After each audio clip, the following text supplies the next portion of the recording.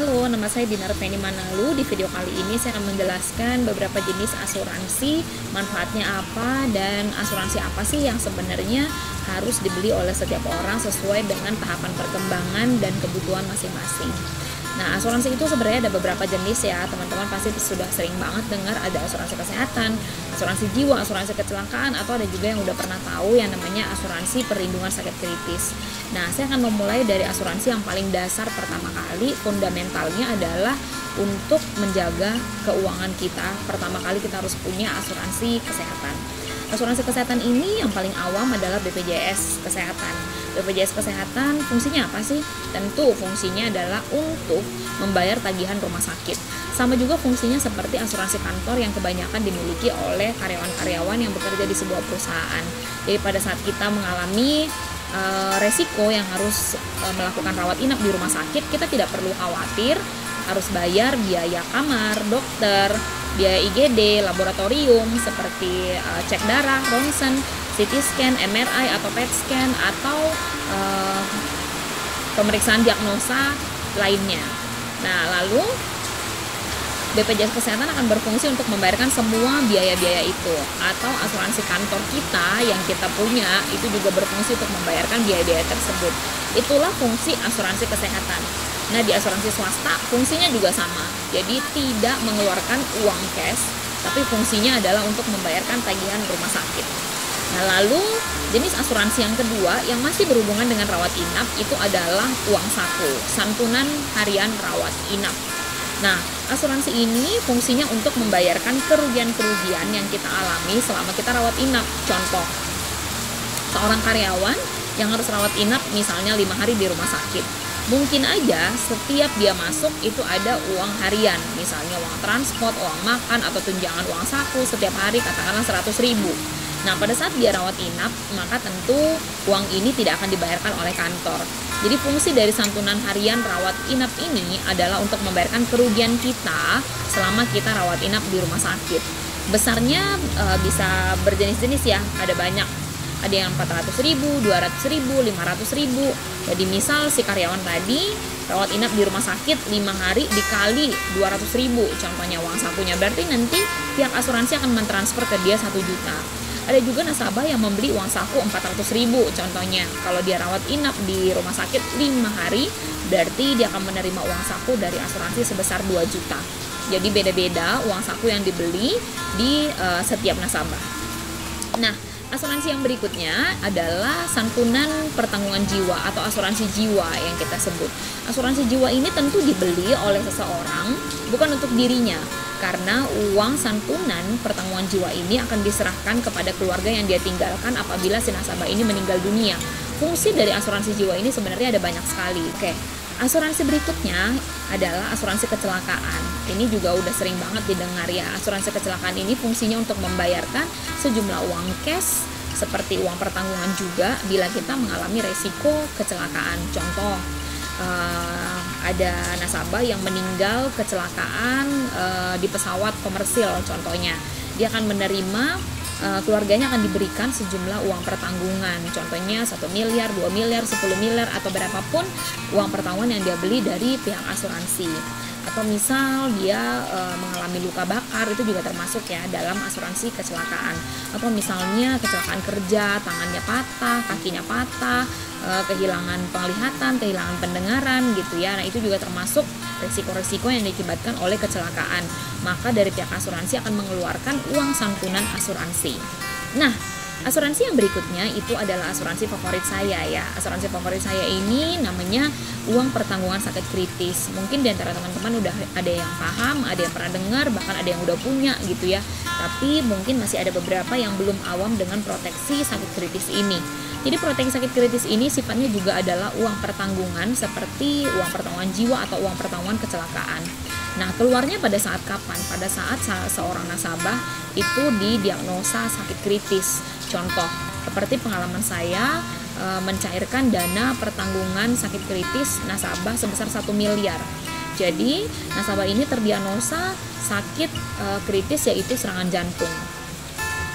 asuransi perlindungan sakit kritis ini cara kerjanya adalah seperti berikut. Contoh, ada satu nasabah yang terkena diagnosa sakit kritis. Sakit kritis ini bisa berbagai hal ya, contohnya kanker, stroke, gagal ginjal, jantung. Ada banyak tipe-tipe dari kondisi-kondisi kritis ini.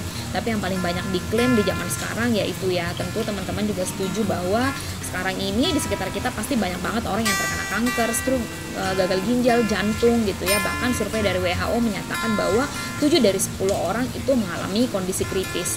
Nah, pada saat terjadi resiko sakit kritis, maka si nasabah nanti akan menerima uang pertanggungan dalam jumlah yang besar dari asuransi. Contohnya 1 miliar, 2 miliar, 10 miliar, 15 miliar atau berapapun yang dibeli oleh si nasabah. Nah, uang yang dicairkan oleh asuransi ini akan dicairkan langsung atau ditransfer langsung ke pihak nasabah. Lalu nasabah bisa menggunakan uang ini untuk apa saja, terserah sama nasabahnya. Tapi biasanya kita edukasi mereka untuk menggunakan asuransi ini, uang ini yang udah ditransfer pada saat terjadi resiko, ya tentunya untuk membiayai kehidupan mereka. Karena tentu kita setuju pada saat terjadi resiko sakit kritis, seorang tidak menjadi produktif lagi ya, tidak bisa lagi aktif bekerja, produktivitasnya menurun gitu, tentu penghasilannya juga menurun ya. Nah, fungsi dari uang pertanggungan sakit kritis ini tentunya adalah untuk menggantikan income kita bisa, lalu yang kedua bisa untuk membiayai biaya-biaya pengobatan yang tidak di-cover oleh asuransi kesehatan, lalu bisa juga untuk membantu biaya pengobatan kita misalnya ke luar negeri atau keluar kota karena biaya akomodasi, biaya transportasi, tentu itu tidak di-cover oleh asuransi kesehatan. Bisa juga untuk membiayai nutrisi dari si pasien, apalagi kalau misalnya sakit kritisnya ini berkepanjangan menahun gitu ya, contohnya stroke gitu ya. Lalu membeli peralatan-peralatan yang dibutuhkan oleh si pasien yang biasanya juga tidak di-cover oleh asuransi kesehatan. Contohnya seperti kursi roda, tongkat, tempat tidur yang baru ya, yang portable, dan alat-alat yang bisa menunjang kehidupan si pasien untuk bisa bertahan hidup tetap lebih baik gitu. Nah, bisa juga asuransi ini, uang ini berfungsi untuk menjaga aset kita. Karena pada saat kita tidak punya pertanggungan sakit kritis dari asuransi, pada saat terjadi resiko sakit kritis, tentu yang kita pertaruhkan adalah aset-aset kita. Teman-teman pasti pernah dengar ya, ada banyak orang yang terpaksa menjual aset-asetnya mereka pada saat terjadi resiko sakit kritis untuk melanjutkan biaya hidup, bukan untuk biaya berobat. Karena biasanya biaya pengobatan ini udah di-cover oleh asuransi kesehatan, contohnya BPJS gitu ya. Contoh nasabah saya, dia melakukan bypass jantung, itu bisa menggunakan BPJS kesehatan, di-cover full semuanya biaya pengobatannya di BPJS kelas 1 ya. Nah, tapi uang asuransi ini digunakan untuk apa? Untuk melanjutkan hidup ya, untuk sekolah anak, untuk bayar cicilan ya, untuk biaya-biaya lain, kehidupan lain gitu. Nah, tentu itu yang harus dilanjutkan dengan menggunakan uang pertanggungan sakit kritis dari asuransi ini. Nah, ini adalah contoh-contoh asuransi dan sebaiknya yang mana yang harus kita beli. Nah, menurut saya asuransi kesehatan itu harus dibeli oleh semua orang, karena semua orang bisa saja ya, tidak ada garansi bahwa kita tidak akan pernah dirawat gitu ya. Semua orang bisa sakit, kalaupun tidak sakit semua orang bisa terjadi kecelakaan. Kecelakaan juga biasanya membutuhkan biaya untuk rawat inap di rumah sakit. Jadi semua orang wajib memiliki asuransi kesehatan. Boleh dari asuransi swasta, boleh asuransi kantor, boleh BPJS, boleh apa aja, yang pasti pada saat kita harus butuh rawat inap di rumah sakit, kita udah punya fasilitas yang untuk membayar itu. Jangan pakai uang sendiri ya, jangan pakai tabungan sendiri. Udah capek-capek nyari duit, tiba-tiba masuk rumah sakit, DBD aja misalnya bisa habis puluhan juta gitu. Itu tidak bijak ya. Jadi harus kita gunakan asuransi kesehatan. Nah, asuransi sakit kritis siapa sih yang harus punya? Asuransi sakit kritis menurut saya semua orang juga harus punya, mulai dari anak kecil sampai dengan orang tua, orang dewasa sekalipun ya. Karena setiap orang juga bisa mengalami yang namanya kondisi sakit kritis, dan setiap orang itu bisa menghabiskan uang bila terjadi resiko sakit kritis. Jangan sampai aset-aset kita, tanah, rumah, mobil, apa yang sudah kita kumpulkan itu terjual untuk membiayai hidup pada saat terjadi resiko sakit kritis. Nah, untuk asuransi jiwa menurut saya yang harus punya adalah orang-orang yang memang memiliki tanggungan gitu loh. Jadi ada orang yang memang bergantung kepada dia secara keuangan atau secara finansial. Contohnya pencari nafkah utama itu wajib punya asuransi jiwa.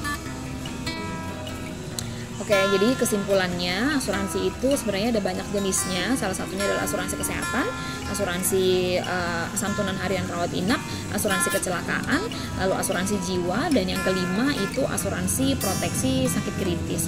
Jadi teman-teman silakan untuk mereview kembali isi polis.